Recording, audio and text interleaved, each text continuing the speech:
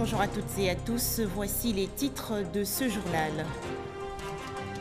La lutte contre la faim et la malnutrition, une priorité pour le gouvernement ivoirien. Le vice-président Daniel Kablan-Duncan, invité spécial du Programme alimentaire mondial, a exposé les 5 axes de la stratégie ivoirienne. Les travaux du conseil d'administration du Programme alimentaire mondial se déroulent à Rome, en Italie.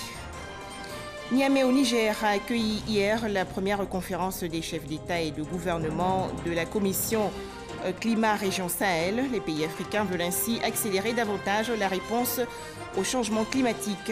La Côte d'Ivoire est représentée par le ministre de l'Intérieur et des Ivoiriens de l'extérieur, Ali Koulibaly. Enfin, Kim Jong-un, le dirigeant de la Corée du Nord, est arrivé à Hanoï, au Vietnam, pour son sommet avec le président américain Donald Trump. Merci de nous suivre. La première session ordinaire du Conseil d'administration du Programme alimentaire mondial pour le compte de l'année 2019 s'est tenue hier au siège de l'organisation à Rome, la capitale italienne. Le vice-président ivoirien Daniel Kablan-Duncan y a pris part en tant qu'invité spécial. Les précisions de Jérôme Kofi Abola. Le Programme alimentaire mondial a la première session ordinaire de son conseil d'administration au titre de l'année 2019. C'est à son siège mondial dans la capitale italienne, Rome, que l'événement a lieu ce lundi 25 février. Outre l'adoption de l'ordre du jour, cette cérémonie est marquée par l'élection du bureau et la nomination du rapporteur, suivie des remarques liminaires du directeur exécutif David Béchelet. Le vice-président Daniel Kablan-Duncan, présent, a saisi l'occasion pour indiquer que la lutte contre la faim et la malnutrition reste l'une des priorités du gouvernement. Il n'a toutefois pas manqué de tirer la sonnette d'alarme sur la question de la sécurité alimentaire. La disponibilité alimentaire, bien qu'elle soit globalement satisfaisante au plan national, elle est soumise à des pertes post-récolte et post-capture variant de 30 à 40%. Dû à de faibles capacités de conservation et de transformation de nos produits.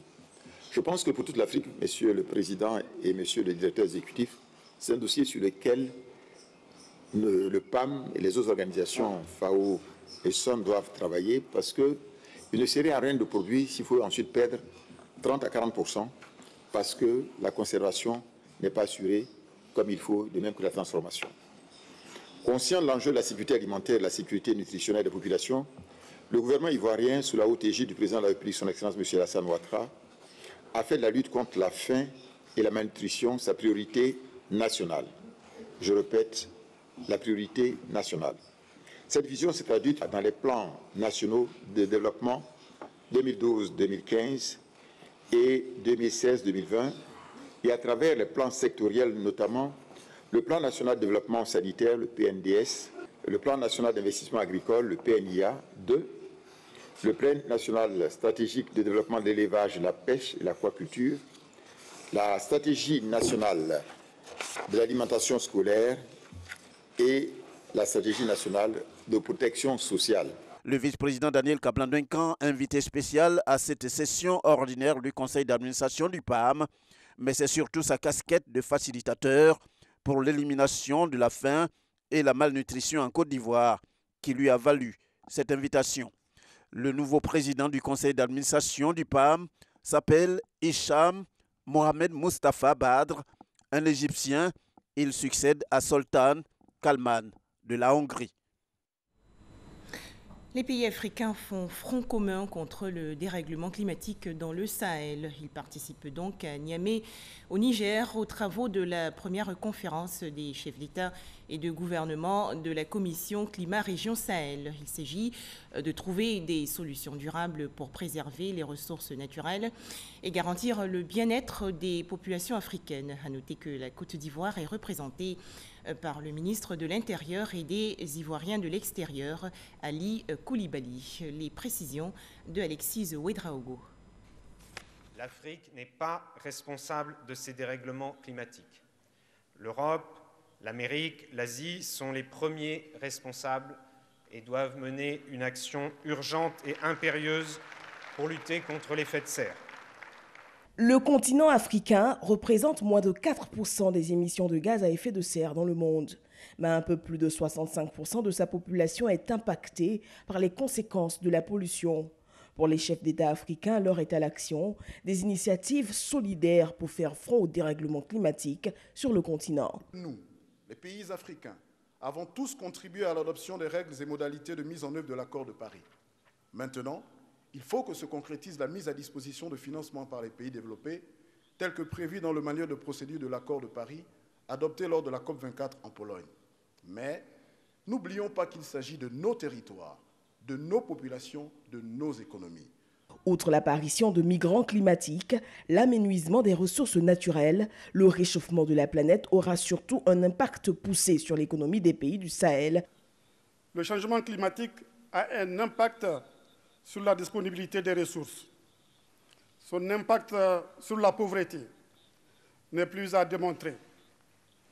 On estime qu'il pourrait y faire basculer 100 millions de personnes dans le monde d'ici 2030, alors que la pollution atmosphérique, responsable de 7 millions de décès prématurés par an, entraînera des coûts directs de santé qui atteindraient 4 milliards de dollars par an d'ici 2030. Mardi s'ouvre la table ronde des bailleurs de fonds, l'occasion de mobiliser des ressources pour des actions communes. Actuellement, il y a 6 pays de la côte qui sont victimes de l'érosion côtière. Et fort heureusement, des partenaires financiers tels que la Banque mondiale, en accord avec ces 6 pays-là, ont mis en place un programme appelé le WACA, West Africa Coastal Area, pour mener la lutte, pour freiner l'érosion côtière. Imaginez que la Côte d'Ivoire, elle seule, demande un financement. Ce qu'on va donner à la Côte d'Ivoire, ce n'est pas sûr que ça puisse régler le problème de la Côte d'Ivoire. Et en supposant même que le problème de l'érosion côtière soit réglé au niveau de la Côte d'Ivoire, mais les pays qui sont en amont, s'ils n'ont pas réglé leurs problèmes, alors ces problèmes-là vont se transporter en Côte d'Ivoire, sur notre côte, et nous n'aurons rien fait. Notons que 3 commissions climat ont vu le jour à la faveur de la réunion de Marrakech en marge de la COP22, la commission climat du bassin du Congo, celle des États insulaires et enfin celle de la région du Sahel qui regroupe 18 pays du continent.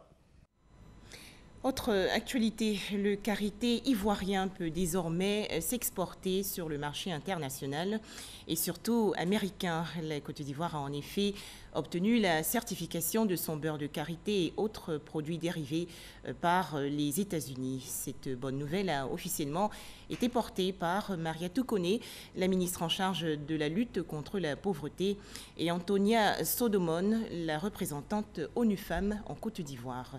On en parle avec Jean-Luc Bangbo. C'est officiel. Le karité produit en Côte d'Ivoire et tous ses produits dérivés peuvent désormais s'exporter sur le marché américain.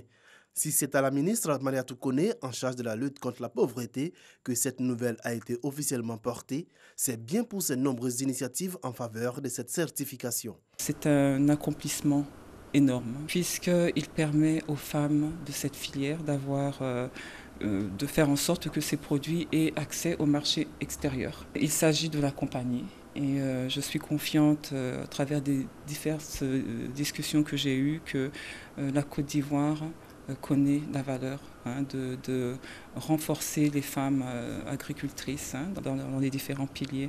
Le professeur Mariatou Koné a notamment initié la formation de 300 femmes issues de 9 coopératives et 8 PME et élaboré en 2018 une feuille de route en vue de la certification du karité. Elle a également conduit une mission aux États-Unis lors de la 62e session de la Commission de la condition de la femme à New York en mars 2018. Mission sur l'autonomisation des femmes et des jeunes filles rurales dans le cadre de la professionnalisation des filières karité et manioc.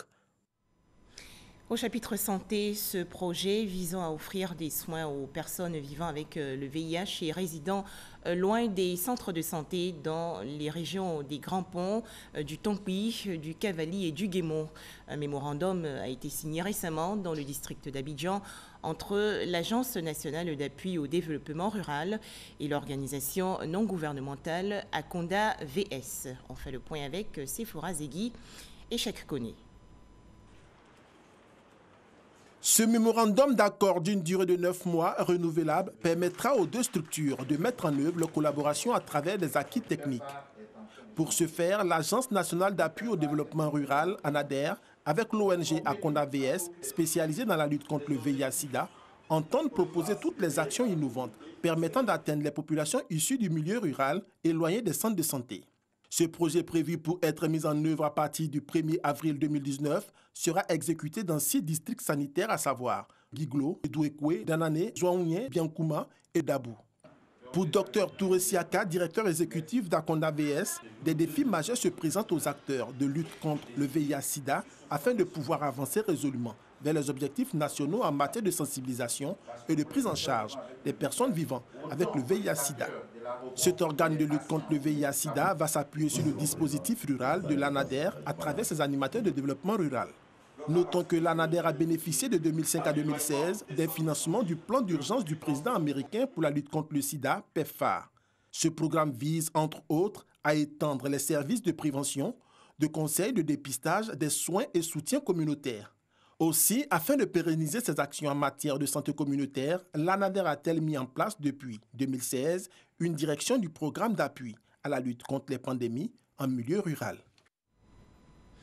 Les hépatites sont très nocives et pour mettre fin à ces maladies en Côte d'Ivoire, une organisation non gouvernementale de santé publique a invité la presse à s'engager dans la lutte. Une rencontre d'échange initiée par la fondation Le Vite Inter s'est tenue récemment dans le district d'Abidjan. Cette ONG plaide pour le dépistage et la prise en charge gratuite des malades. Walter Amadou Ouattara. Une communication accrue et soutenue sur les hépatites virales. C'est ce que souhaite la Fondation Le Vite Inter. À travers une rencontre d'échange avec la presse et des partenaires, cette fondation a présenté la situation relative aux hépatites virales. L'OMS estime à 240 millions le nombre de personnes souffrant d'une infection hépatique chronique. En Côte d'Ivoire, le taux de prévalence est évalué à 13%. Tout le monde est silencieux sur cette pathologie dite silencieuse. Donc, c'est ce qui nous a poussé à nous engager afin que, de la façon dont on parle d'autres pathologies, d'autres maladies, qu'on puisse parler comme ça aussi des hépatites virales qui, je le rappelle, selon les spécialistes, sont 100 fois plus contagieuses que le VIH-Sida. Selon le coordonnateur national de la lutte contre les hépatites, les hôpitaux ne désemplissent pas de malades d'hépatite. Cette maladie présente un problème de santé à l'échelle mondiale. Les hépatites virales sont des maladies du foie provoquées par des virus et ces virus sont au nombre de 5. On a les virus de l'hépatite A, les virus de l'hépatite B, le virus de l'hépatite C, le virus de l'hépatite D et le virus de l'hépatite E. Le traitement de l'hépatite C revient aux alentours de 600 000 francs. Le traitement de 3 mois. Une situation qui interpelle. Journalistes et artistes promettent à s'impliquer dans la lutte. Ce que je peux faire, c'est d'organiser des concerts, c'est d'apporter les moyens, mes connaissances, et pour aider les jeunes gens à lutter contre cette maladie-là. Ce que nous avons fait, c'est d'organiser des émissions de sensibilisation, inviter aussi les différents acteurs qui sont chargés de la lutte contre les hépatites virales en Côte d'Ivoire pour qu'ensemble nous puissions débattre, discuter et informer nos auditeurs. L'hépatite B est la plus infectieuse et se transmet par contact avec le sang ou tout autre liquide biologique d'une personne infectée. L'hygiène corporelle et environnementale, les rapports protégés, l'utilisation stricte d'objets personnels tels les rasoirs et les brosses à dents sont recommandés pour éviter les hépatites. Recensement de la population 2019. Les différents comités locaux ont été installés récemment par Kabanyale, la ministre du Plan et du Développement. C'était au cours d'une cérémonie à Yamoussoukro, dans la région centre du pays. On en parle avec Charles Tatou de RTI Boaké. Le développement d'une nation moderne concerne le bien-être des populations. La Côte d'Ivoire est sur la voie de l'émergence. L'État se doit donc de connaître les caractéristiques de sa population. Ce recensement général de la population 2019, 5e du genre, vient par anticipation à 2024 pour pallier les insuffisances de celui de 2014. Insuffisances dues aux difficultés logistiques et financières aggravées par le contexte sociopolitique d'alors. La ministre du Plan et du Développement, avec l'appui de l'UNFPE, prend des dispositions pour le démarrage de l'opération en mars prochain. 31 comités régionaux à leur tête, des administrateurs territoriaux et 2 de districts qui auront en charge la mobilisation communautaire. Ils viennent de recevoir à Yamoussoukro leur feuille de route. Kabagnale de mettre l'accent sur l'importance de l'implication du corps préfectoral. Les résultats du recensement de la population de 2019 permettront d'actualiser les indicateurs socio-économiques nécessaires pour mesurer, suivre et évaluer les performances de l'activité gouvernementale ainsi que des engagements internationaux de notre pays. Je demande donc votre collaboration, messieurs les préfets, pour d'une part amener les populations à adhérer totalement et sans réserve à l'opération, et d'autre part votre implication pour encadrer les différentes équipes et créer les conditions pour que l'opération se déroule correctement. L'opération de recensement de la population 2019 va mobiliser 40 000 agents recenseurs. Mettons à présent le cap sur la région nord du pays. Le Tchologo veut se développer et pour atteindre cet objectif, il prône la cohésion et l'union entre ses ressortissants. Cet appel a été lancé récemment par la nouvelle équipe du Conseil régional. Les précisions de Kader Sogodougou de RTI Bouaké. Centre culturel de Fekese-Dougou, première session du Conseil régional du Tchologo de l'ère Téné Biraïma Ouattara. Les conseillers régionaux, avec eux, les forces vives de la région procèdent à la revue de l'orientation trimestrielle et à la vision 2019. Les grands secteurs comme l'éducation, la santé, l'adduction en eau potable, l'électrification et la lutte contre la pauvreté constituent les priorités. À cet effet, des commissions ont été installées. Pour ce qui est du budget d'investissement, plus de 2 863 millions de francs CFA sont prévus. Toutefois, c'est seulement dans un climat de paix et d'entente que le Tchologo pourra continuer sa marche vers le développement. Je dois dire que dans l'ensemble, nous avons avec les populations communié, nous avons expliqué aux populations quelles étaient nos ambitions et je pense que nous avons été compris par les populations. Le Conseil régional n'est pas une émanation du RHDP, ni du PDC, ni de toute autre parti. Le Conseil régional, c'est pour le développement du Tchologo et nous invitons ses frères et sœurs à nous rejoindre pour qu'ensemble, nous puissions œuvrer pour le développement du Tchologo. En marge de sa première session, le Conseil régional du Tchologo a fait un clin d'œil à l'éducation. 500 tables bancs ont été remis au lycée moderne de Fekese-Dougou, dont le déficit en mobilier scolaire constituait un frein à l'encadrement des élèves. La jeunesse de Mans, dans la région du Tongpi, également sensibilisée à la paix et à la cohésion sociale. Elle a participé récemment à un grand rassemblement au stade Léon Robert. C'était en présence du ministre de l'Enseignement supérieur, Albert Mabry-Touaqueus, et de la ministre en charge de la lutte contre la pauvreté, Mariatou Koné. Le point avec Eve Boué. Stade Léon Robert de Mans. Un public majoritairement jeune, une jeunesse venue des régions du Grand Ouest de la Côte d'Ivoire, en l'occurrence le Dubois, Osassandra, Nawa, Go, Bafing, Maraoué, San Pedro, Guemont, Cavali et Tongpi. Un rassemblement qui a pour but de sensibiliser l'ensemble de la jeunesse ivoirienne sur les idéaux du civisme, de la paix, de la cohésion sociale et du vivre ensemble.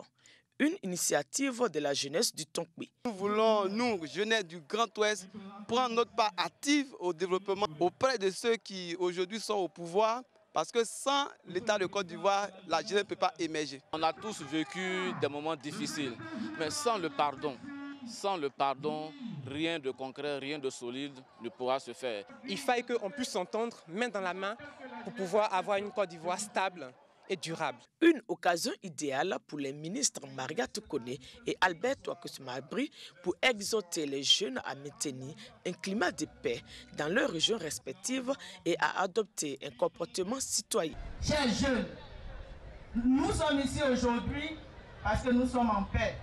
Il faut la tolérance, Il faut dialoguer. Il faut bannir la haine. Il faut bannir la violence physique, la violence verbale.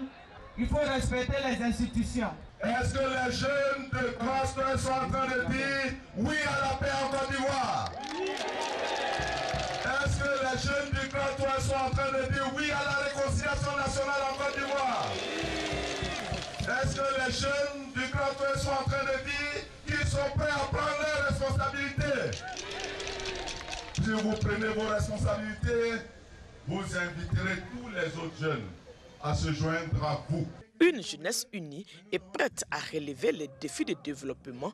L'assurance en a été donnée par l'ensemble des participants à ce grand rassemblement. On poursuit avec ce coup de filet mené récemment par les éléments de la gendarmerie nationale. 7 individus présumés coupeurs de route, dont une femme, ont été interpellés à Adzopé, dans la région de Lamé, dans le sud du pays. Les précisions de Abou Sanogo. Ils écumaient les domiciles dans la région de Lamé. Ils sévissaient sur les routes à Adzopé, Yakassé à Tobrou, Akupé et Bonaouin. Leurs attaques sur ces axes étaient récurrentes. Aujourd'hui, ils ne troubleront plus le sommeil des populations et la quiétude des usagers de la route. Ces 7 présumés coupeurs de route viennent d'être stoppés net dans leur entreprise par la gendarmerie nationale qui a lancé une vaste opération d'investigation et de sécurisation de la région de Lamé. Débute alors une véritable traque aux présumés membres de ce gang. C'est ainsi que le 18 février dernier, l'un d'entre eux est interpellé par les fins limiers de la gendarmerie nationale avec en sa possession un chargeur de Kalachnikov garni de 30 cartouches. Son interrogatoire va permettre de remonter au reste du gang et de mettre la main sur 6 autres personnes, dont une femme. Passés aux aveux, ils vont reconnaître être les auteurs de plusieurs agressions, notamment le braquage ayant causé la mort d'un opérateur économique en novembre 2018, ainsi que d'autres braquages à Akupé et à Ferry. Première attaque, c'est à Gongwa. On a eu 400 000. On a partagé l'argent. Le deuxième, c'est vers ici, à la voie de Azopé. Et il faut souligner qu'en novembre 2018, aussitôt après le braquage de l'opérateur économique, une course-poursuite a permis aux gendarmes de la compagnie d'Adzopé de récupérer la somme de 29 550 000 francs CFA appartenant à ce dernier. Ils seront face aux autorités judiciaires pour répondre de leurs actes. Un tout autre sujet à présent. Les auteurs membres de l'association des écrivains de Côte d'Ivoire ont fait récemment leur rentrée. Cet événement a été célébré à la Bibliothèque nationale dans la commune du Plateau. L'occasion de faire le bilan de l'année 2018 et exposer les perspectives pour 2019. Les précisions de Régis Kofi.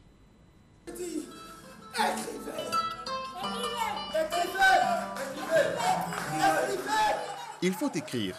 C'est une invitation à l'endroit des écrivains pour qu'ils ne cessent non seulement d'écrire, mais qu'ils continuent de parler des mots qui minent la société. Les écrivains doivent écrire, mais bien écrire. Car selon le président de l'AECI, la qualité des œuvres ivoiriennes n'est pas bonne dans l'ensemble, bien que la Côte d'Ivoire occupe une place honorable dans la production littéraire africaine. Les livres sont produits de façon accélérée. C'est une bonne chose parce que cela donne l'occasion à tous les écrivains d'écrire. Mais le problème, souvent, on n'a pas le temps de toiletter ces textes-là. Et des livres sont publiés truffés de fautes. Ce n'est pas une bonne chose pour l'image de la Côte d'Ivoire et pour l'image des écrivains.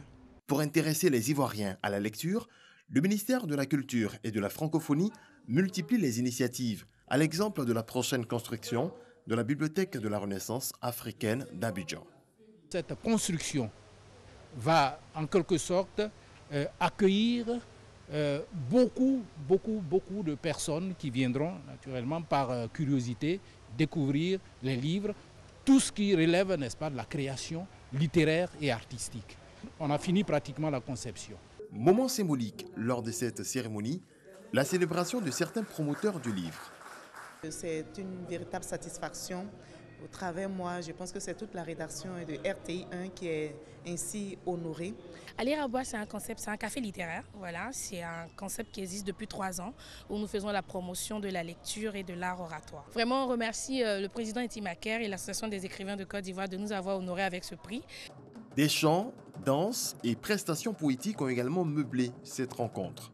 Pour le renouvellement de ces instances, les membres de l'Association des écrivains de Côte d'Ivoire seront en congrès dans le mois d'avril prochain. Direction Ouagadougou au Burkina Faso. La Côte d'Ivoire et le Burkina Faso renforcent leurs liens culturels. Des plasticiens ivoiriens et peintres burkinabés ont exposé leurs œuvres. Cet événement est intitulé « La toile de l'Union ». Serge Coléa nous fait découvrir ses chefs-d'œuvre. Quand une quarantaine d'artistes, peintres, photographes et sculpteurs de la Côte d'Ivoire et du Burkina Faso font parler leur génie créateur, cela donne une exposition riche et colorée.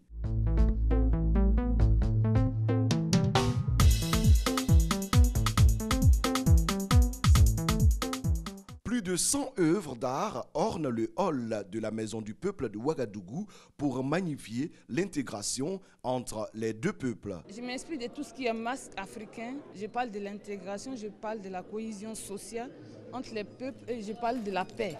Donc, c'était bienvenu à ce que je vienne avec mon œuvre pour la présenter. J'invite les gens quand même à partager ces cultures, la culture de Côte d'Ivoire, la culture du Burkina, c'est important.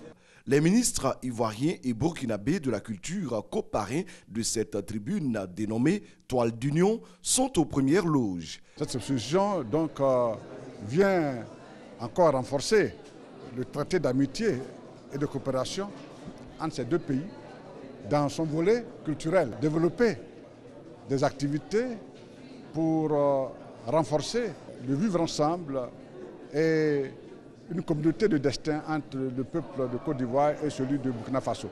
En plus des peintures individuelles, tous ces artistes ont apporté leur touche à ce tableau collectif symbolisant la parfaite intégration entre la Côte d'Ivoire et le Burkina Faso. Cette toile d'union comprend un couple, un Ivoirien et une Burkinabé qui se sont mariés pour le meilleur, pour montrer que les deux peuples s'unissent. Et à travers toute la sous-région, nous pouvons réussir l'intégration. L'Union des jeunes plasticiens de Côte d'Ivoire pilote ce projet qui va sillonner le Burkina Faso, le Mali, la Côte d'Ivoire et bien d'autres pays de la sous-région ouest africaine. Toujours au chapitre culture, la deuxième édition des journées culturelles ivoiriennes au Maroc. Thème retenu, le livre facteur de coopération et d'intégration cas de la Côte d'Ivoire et du Maroc. Des images à présent, la présidentielle au Sénégal. Selon la Commission nationale de recensement des votes, les résultats provisoires officiels seront connus au mieux demain, mercredi 27 février. À noter toutefois que la procédure pourrait perdurer, si nécessaire, jusqu'à vendredi prochain. Enfin, le dirigeant nord-coréen Kim Jong-un est arrivé au Vietnam à la veille du second sommet avec son homologue américain Donald Trump. Kim Jong-un a fait un long voyage de 4000 km à travers la Chine à bord d'un train blindé avant d'arriver à destination. Le président américain Donald Trump, quant à lui, a quitté Washington à bord d'un avion pour le rejoindre. Donald Trump espère obtenir la dénucléarisation de la Corée du Nord.